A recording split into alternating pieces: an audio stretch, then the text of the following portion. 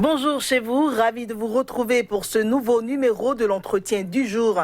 Aujourd'hui, nous vous proposons de parler de dons de sang en Afrique, les défis en période de Covid-19. Pour en parler avec nous, nous avons sur ce plateau M. Padonou Edgar Dotou. Il est chef de l'antenne départementale transfusion sanguine de l'Atlantique littoral, c'est au sud du Bénin. Alors M. Padonou, bonjour. Bonjour Madame Claire. C'est un plaisir de vous avoir pour débattre de ce sujet fondamental pour la santé de nos populations. Alors justement, la problématique du don de sang a toujours été d'actualité, n'est-ce pas? Absolument. Quelles sont les difficultés généralement liées à ce domaine-là? Alors, il faut dire qu'en général, surtout dans notre pays, et je dirais aussi en Afrique en général, nos pays ne sont pas encore arrivés à l'autosuffisance en matière de produits sanguins. Voilà, donc c'est la problématique qui demeure et qui est une problématique permanente, je dirais.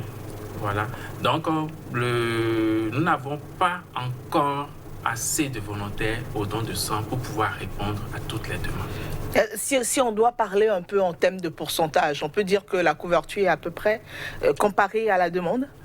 Aujourd'hui, on peut dire nous sommes tournés autour de 80%, 85%. Voilà. En don de sang. Oui. D'accord. Alors, il y a certainement des périodes dans lesquelles il y a beaucoup plus de demandes. Absolument. Absolument. C'est la période des saisons pluvieuses et nous sommes présentement dans cette période. C'est pendant cette période que la demande augmente considérablement. C'est ça. C'est dû à quoi cet accroissement-là? Alors, la saison des pluies va faire augmenter le nombre de personnes qui vont faire le paludisme. Et quand on fait le palu et qu'on ne traite pas vite ce palu, c'est qu'on va avoir une anémie et on aura besoin d'être transfusé. Et ça, nous allons remarquer ça surtout chez les enfants, d'accord, qui vont avoir très vite besoin de sang par rapport aux adultes. Donc, si un adulte fait le paludisme et un enfant le fait, l'enfant aura plus vite besoin de sang que l'adulte. Donc, c'est pourquoi la demande va augmenter fortement au niveau des enfants. C'est ça, en période de pluie surtout. En période de pluie surtout. Alors justement, il se fait que nous sommes maintenant en pleine saison pluvieuse et que nous sommes également en pleine pandémie de Covid-19. Ceci vient compliquer un peu, mais avant d'aborder cette pandémie de Covid-19 et ses impacts, j'aimerais bien qu'on revienne un peu sur les réticences. Il y a quelques années déjà, on a enregistré une réticence des donneurs à aller donc volontairement donner du sang. Est-ce que c'est toujours une réalité et est-ce que le Covid-19 vient aggraver cette réalité-là? Oui, c'est toujours une réalité que nous observons. Et il faut dire, c'est peut-être depuis plusieurs années, comme vous l'avez si bien dit, depuis 2012-2013, qu'il y a beaucoup de donneurs, voilà, qui ont cette réticence à revenir vers le don. Mais il faut dire qu'en même temps, il y a quand même il y a beaucoup de nouveaux donneurs qui viennent aussi. Voilà, parce que je ne dirais pas que dans notre pays, il n'y a pas cette volonté. On voit, il suffit de parler, d'échanger, d'accord, avec les différentes personnes que tu rencontres et très vite, il y a beaucoup qui adhèrent au don de sang. Et je pense plutôt que nous avons un autre problème, c'est de pouvoir beaucoup parler du don et surtout d'en parler dans toutes les langues pour que ça ne soit pas seulement les personnes qui comprennent le français qui sachent qui reçoivent le message. Qui reçoivent le message. Parce que tout le monde en fait doit participer au don de sang pour que nous puissions atteindre l'autosuffisance en matière de produits sanguins labés. Et je voudrais dire tout à l'heure, quand nous avons parlé de la saison pluvieuse qui fait augmenter le nombre de demandes, il faut dire que ce n'est pas seulement au Bénin. Je dirais que c'est général. Donc, dans la sous-région, dès que la saison pluvieuse commence, le nombre de demandes augmente. C'est ça. Donc, c'est partout. C'est ça. Alors, c'est quoi les impacts de Covid-19 sur le don de sang actuellement? Alors, on le sait déjà, Covid-19 est arrivé, tout le monde a pris peur. Alors, on demande à tout le monde, restez chez vous, ne sortez pas. Donc, le donneur, face à cette situation, ne sait plus ce qu'il faut faire. Est-ce qu'il faut sortir pour aller donner le sang? Mais on m'a dit de rester chez moi. Du coup, beaucoup sont restés chez eux. Donc, au niveau des postes de prélèvement au Bénin, nous avons vu diminuer petit à petit le nombre de donneurs que nous recevons. Et par exemple, sur notre site du CNHU, dans l'Atlantique littoral, où nous recevions avant entre, je dirais, en moyenne 40 donneurs, nous sommes retrouvés à 5 donneurs un jour. Ça a diminué considérablement. Et là, on a vu que c'était vraiment sérieux ce qui se passait. Donc, il a fallu prendre d'autres dispositions pour pouvoir ramener petit à petit les donneurs.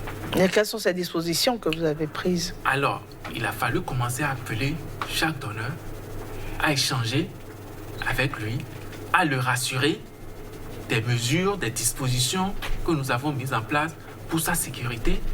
Voilà. Et avant que certains parmi eux n'acceptent revenir au don. C'est ça. Mais c'est quoi ces mesures de sécurité là? Qu'est-ce qui a changé, par exemple, sur le lieu de don de sang? Qu'est-ce qui a changé pour garantir cette sécurité là aux donneurs? Oui, mais vous savez que partout aujourd'hui, dans tous les services, d'accord, tout a changé. Ce n'est plus comme avant. Aujourd'hui, avant de rentrer ici, j'ai été obligé de me laver les mains à l'eau et au savon.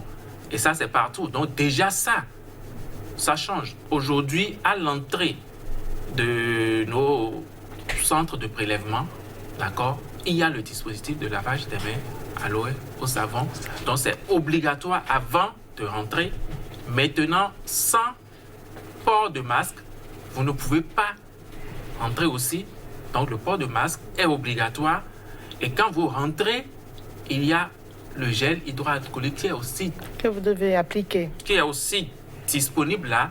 Et dès que vous voyez que vous avez fait un mouvement qu'il ne faut pas, d'accord, vous utilisez le gel. C'est obligatoire. Nous avons réaménagé les salles de prélèvement pour que, au moment des dons, les fauteuils de dons puissent avoir au minimum 1 mètre de distance. Donc tout ça, c'est beaucoup de changements. Donc on a dû mettre tout ça en place. La température qu'on prenait seulement au moment de la sélection du donneur, ça se prend maintenant, d'accord, au thermomètre laser obligatoirement et dès l'entrée du donneur sur le site de prélèvement. Donc il y a beaucoup de choses qui ont changé, beaucoup de choses qu'on a mis en place pour rassurer les donneurs. Mais quelque part aussi, par rapport au personnel qui est chargé donc de prendre ce sang-là, est-ce qu'il y a un travail qui est fait à ce niveau? Parce qu'il peut y avoir aussi de la réticence, puisqu'on sait que dans le milieu sanitaire du personnel soignant, qu'il y a aussi beaucoup de cas de Covid et tout. Donc ça peut servir, ça peut constituer aussi un élément pour être réticent. Absolument. Mais quand les donneurs qui viennent, ils voient eux-mêmes les dispositions qui ont été prises. Et vous savez que dans tous les services aujourd'hui au Bénin, des dispositions sont prises. Quand vous entrez dans une salle, tous ceux qui travaillent dans la salle, il doit y avoir au moins 1 mètre de distance entre eux. Donc, la distanciation sociale est respectée. Et dans ces salles-là, nous avons pu mettre cela en place. D'accord. Alors, moi, j'aimerais bien savoir, quand on dit Covid-19, est-ce que le sang qui est donné, par exemple, le patient, enfin, le donneur qui arrive, on ne sait pas tout de suite s'il a le Covid ou pas. Si c'est quelqu'un qui est infecté, par exemple, et qui vient donner son sang, est-ce qu'il n'y a pas des risques? On ne dira pas qu'il n'y a pas de risques. C'est la raison pour laquelle, nous prenons la température dès l'entrée du donneur et les donneurs qui ont une température supérieure à 37, d'accord, sont déjà écartés. D'accord? Donc, on ne cherche pas là, en ce moment-là, à savoir pourquoi ils ont une température supérieure à 37. On va déjà les écarter en ce moment. C'est pour qu'ils ne puissent pas se mélanger aux autres donneurs. D'accord? Et c'est la même chose que nous faisons sur nos sites de prélèvement mobile. C'est-à-dire quand nous ne sommes pas au centre, donc on prend toutes ces dispositions, le donneur qui arrive, dès son arrivée déjà, on prend sa température pour être sûr qu'il est bien portant. Qu'il est bien portant. Plus ou moins. Oui, qu'il est bien portant. Parce que, et après cela, au moment de l'interrogatoire, si on remarque encore quelque chose, d'accord, donc on va écarter ce donneur. Alors, cette question revient le plus souvent et aujourd'hui, il y a déjà eu beaucoup d'études qui ont été faites et on n'a pas encore, jusqu'à ce jour, d'accord, vu la transmission de ce virus-là par le don de sang. C'est ça. Alors, en tout cas, nous tirons vers la fin de notre émission. Est-ce que vous avez quelques conseils pour davantage convaincre les personnes qui hésitent encore ou qui doutent de la sécurité qui leur devrait être garantie pour venir donner le sang? Oui, d'abord, je dirais que nous sommes des professionnels de la santé. Alors, donc, nous savons les mesures qu'il faut prendre, nous savons les mesures qu'il faut mettre en place et nous avons mis en place ces mesures. Et présentement, nous avons un don de sang qui se déroule au Chumel. Je viens de là-bas directement. Et là, on voit toutes les mesures que nous avons mises en place. Même quand tu es en train de remplir ta fiche, la deuxième personne qui remplit doit être au minimum à 1 mètre de toi. Pendant le prélèvement, les chaises de prélèvement ou bien les fauteuils de prélèvement sont distancés aussi d'1 mètre. Donc il y a toutes les mesures on a pris de toutes sécurité les mesures nécessaires. Donc le donneur peut arriver en toute sérénité faire son don de sang.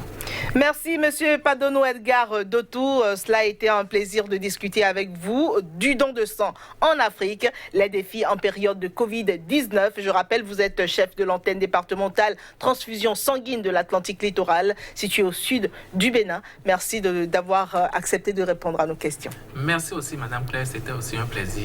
Merci de nous avoir invités. Merci. C'est la fin donc de votre entretien du jour. Prenez soin de vous.